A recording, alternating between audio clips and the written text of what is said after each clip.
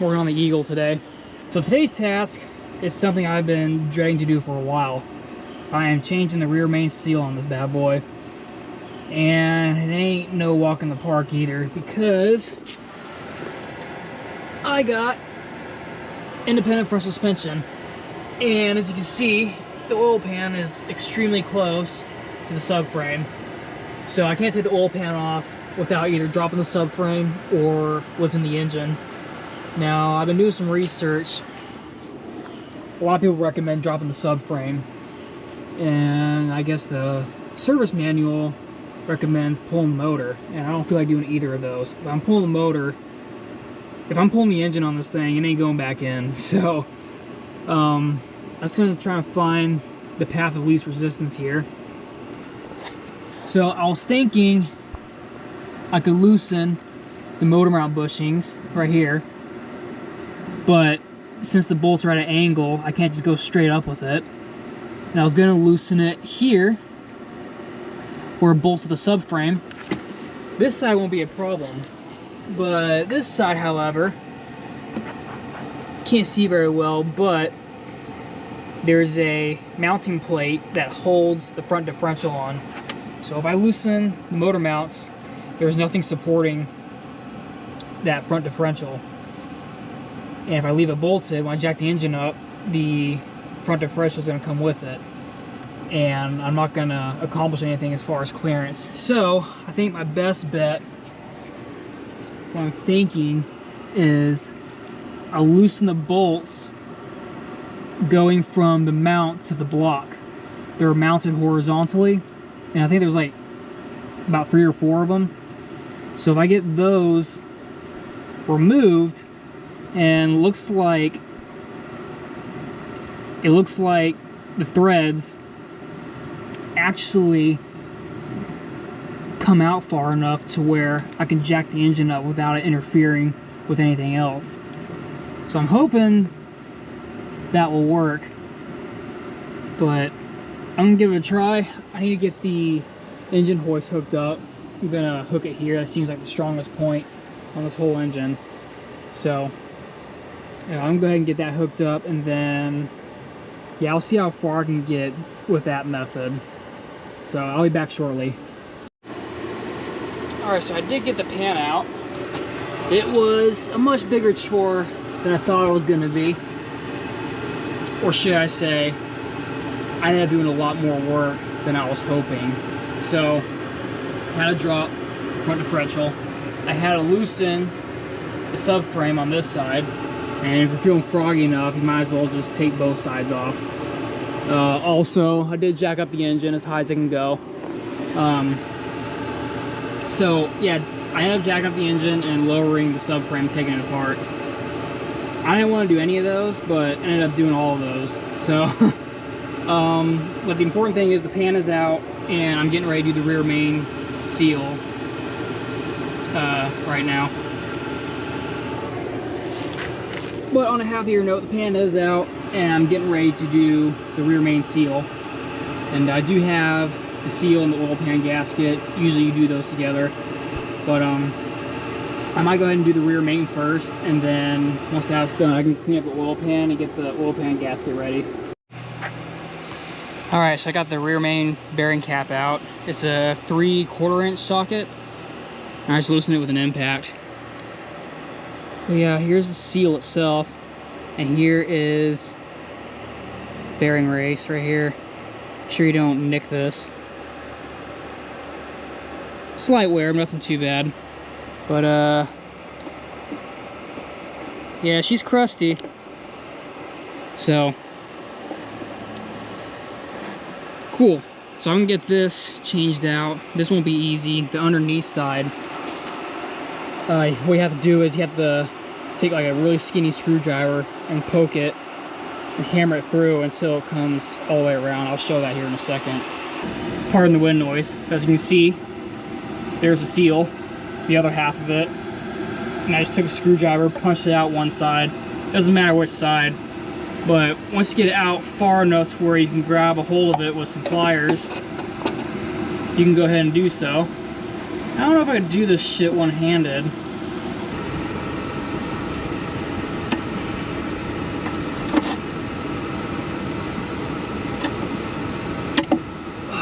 Jeez.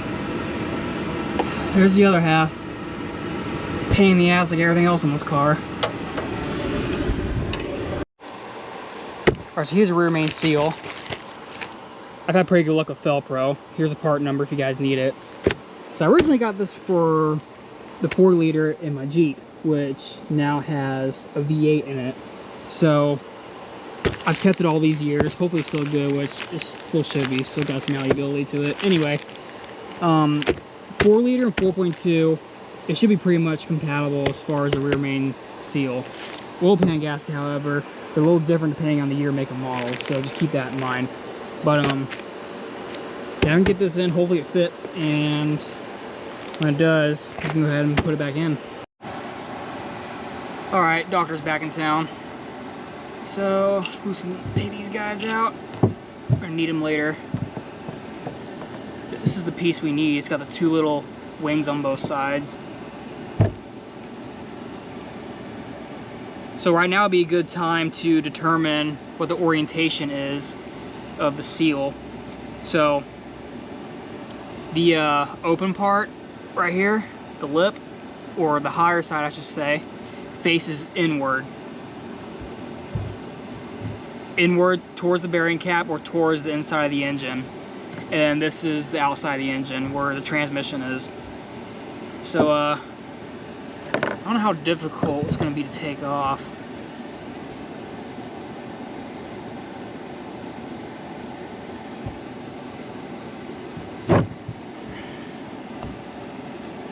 That wasn't hard at all. This thing's been kicking my ass this whole time. That's what I was wondering.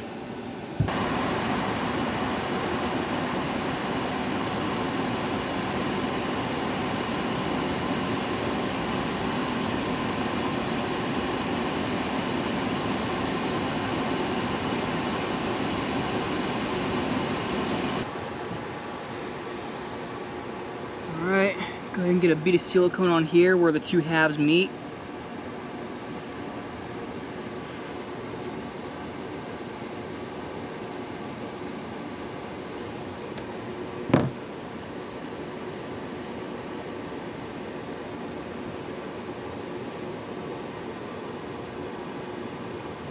Alright, go ahead and get it back in. I'm not going to film this part because that's going to be a pain in the ass to do. But I'm going to get this half in, then we can go start working on the oil pan. Alright, got the pan all washed out, scraped and cleaned up. About ready to put this gasket on. Looks like a mirror image of it, which is a good sign. So first things first, a little trick I've learned is these holes. You actually want to pound them out a little bit, so when you go to tighten it, it'll actually pinch the metal up against the gasket and it'll seat a lot better. A trick an old mechanic taught me. So just go around and slowly pound in each hole, and then you'll be ready to put the gasket on. I recommend putting some RTV in each of these corners. But other than that, it should be ready to go. There's a couple spots I need to fix that are damaged, like over here where I pried it out. But I'll tell you what, this thing was stuck on there. But I'm gonna go ahead and get these fixed, and then you can go and put the gasket on and get her in.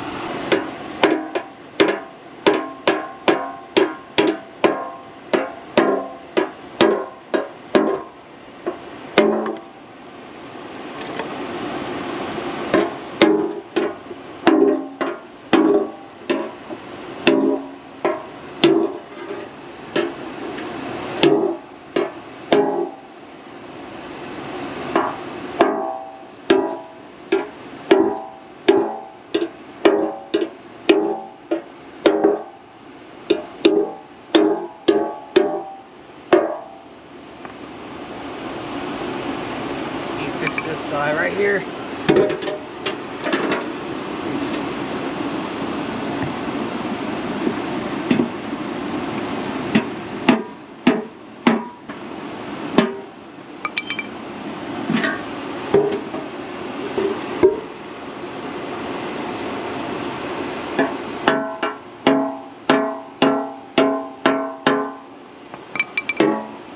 Alright, that should do it.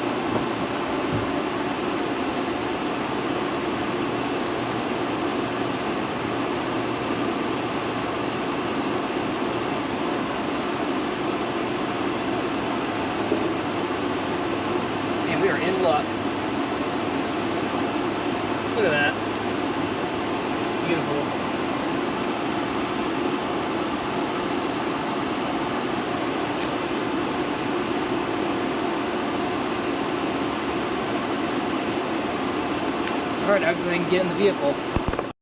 Alright, got the oil pan bolted up and in place. It's been about a day, so the RTV should be dry. And now the fun part, putting everything back together. I think the first thing I'm going to do is get the motor mounts bolted back up. And once the engine is back under its own weight, I can go ahead and get the differential bolted back up. And then once I do that, I still gotta tighten up this castle nut here. And I'm waiting on a valve cover gasket and a new oil cap. And that should fix all the leaks on this thing. I'm really hoping this doesn't leak. Another thing I had to do off camera, so that oil pan gasket didn't exactly match. All the bolt holes lined up, but 4 of them are slightly bigger, so I had to drill those out. And the little U-shaped piece in the back of the oil pan that goes around the crankshaft, I had to cut off that extra rubber piece because there's already one on the main cap, and I just RTV'd it, so hopefully that won't give me an issue either. But we'll see once we start it, so fingers crossed. Probably did all this for nothing. Everything is back together for the most part. The only thing I didn't put back on was the front differential, because I wanted to make sure this thing wasn't leaking before I go ahead and get that bozo back in there. But I just started, let it run for a few seconds. Doesn't seem to leak. Oil is in it, 6 quarts, 1540 diesel. But just to prove to you guys that my work was a success.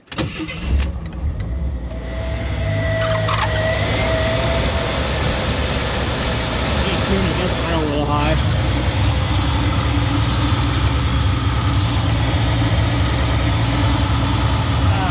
No more leak. That looks good. I spilled a little bit of oil there. Whatever residual you see is from me. But you get the idea. I need to clean this oil off. Made a huge mess earlier. But valve cover does leak, and the oil cap leaks as well. So I got those coming. But in the meantime, I can go ahead and get this thing back together, get it back on all 4 wheels. And when those come in, we'll change those. I'll change those out as well. But yeah, been a very successful day. I'm happy about how everything turned out. So all right, let's continue on. Maybe not tonight though, it's getting late. But we'll see, depending on how froggy I am. All right, front differential is back in. Now I'm going to get the wheels back on.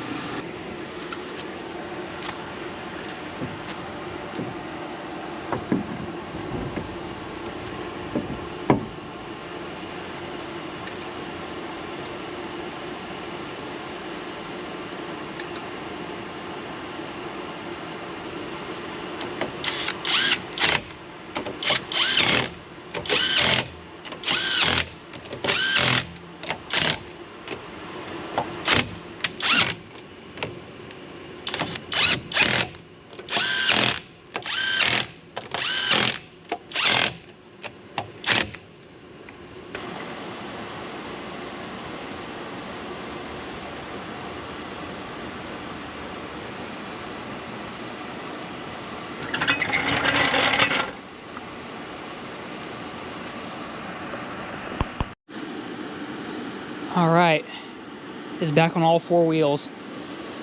I backed it up a couple times just to get it settled down, and the front is a little low in the front, and I want to fix that. It's about 14-inch ride height, 14.5 inches ride height in the front, and 15 in the rear. So I think I'm just going to raise it a full inch, get some 1-inch spacers for the struts. Also, this U-bolt goes to the front drive shaft and it's missing a bolt, so I got to go to the hardware store and pick me up one of those. And while I'm there, I can go ahead and get the spacers for the struts. But cool, so the hard part's done, and now I gotta get the valve cover, which just came in the mail today, and I also got a new oil cap which is sitting on the battery right there. So I'm gonna do that, but I'll do that in another video.